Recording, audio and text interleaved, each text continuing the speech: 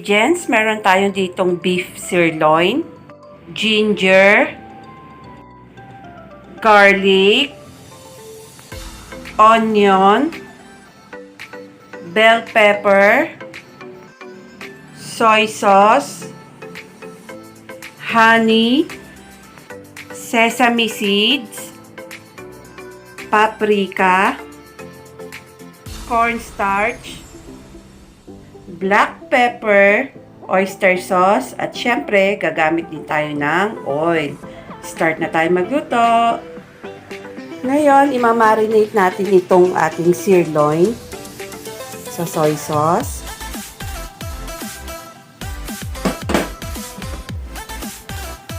Black pepper, ginger, and garlic.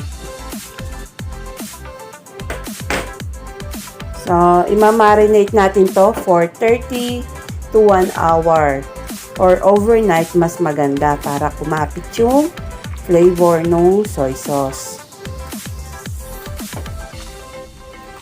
So, lalamasin lang natin mabuti. So, ngayon, nagpainit na ako ng oil sa pan.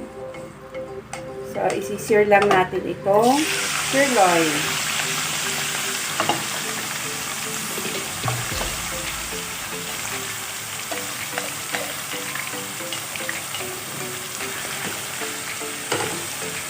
So, hintayin natin siya mag-brown.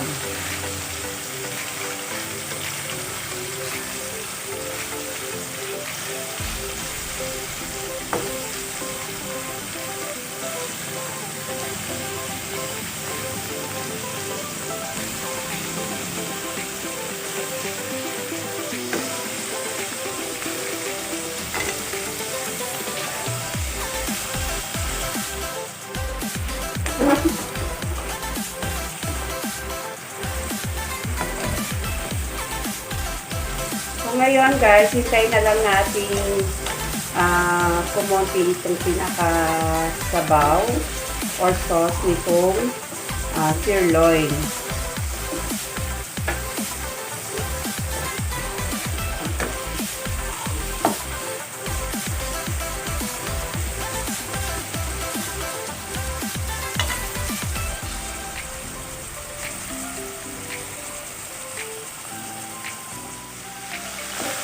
Kaya na guys, halos wala na itong sauce. So, mantika na lang talaga yung natira. So, ngayon, igigisa lang natin to ng mabuti at mamaya, isi-set aside natin to at mag-start na rin tayo maggisa. So, kailangan konting brown pa nitong ating sirloin.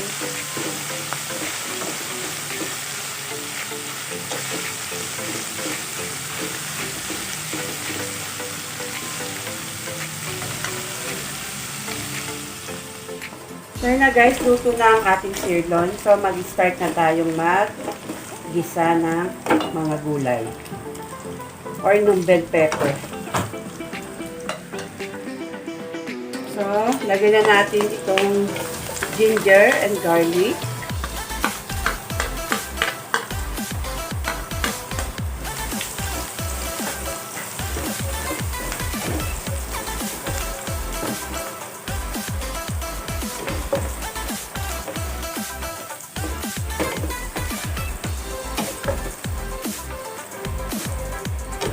Natin itong onion.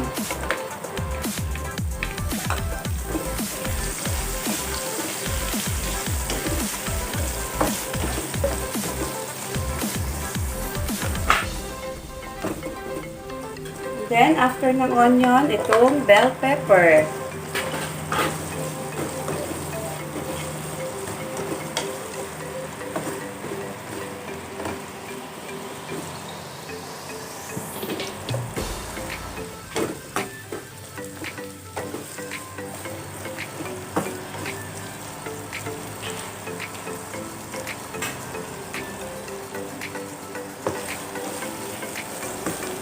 And then, ilalagay na rin natin itong soy sauce. Guys, ito nilagay ko na dito yung cornstarch.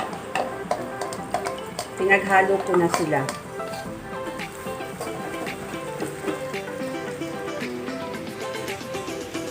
then, itong honey.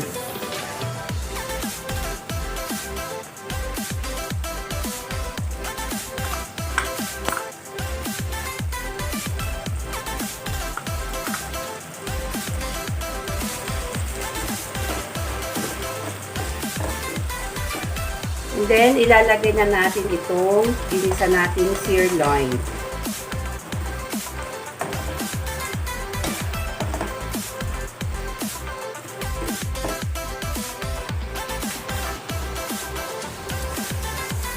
So, mag-a-add tayo ng konting water.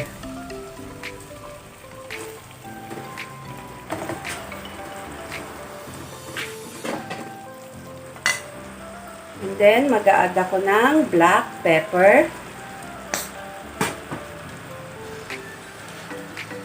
oyster sauce,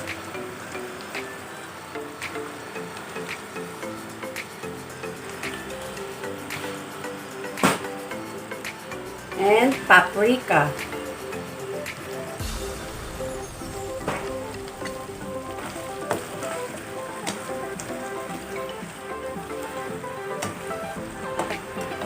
So, ayan na guys, luto na ang ating pepper steak.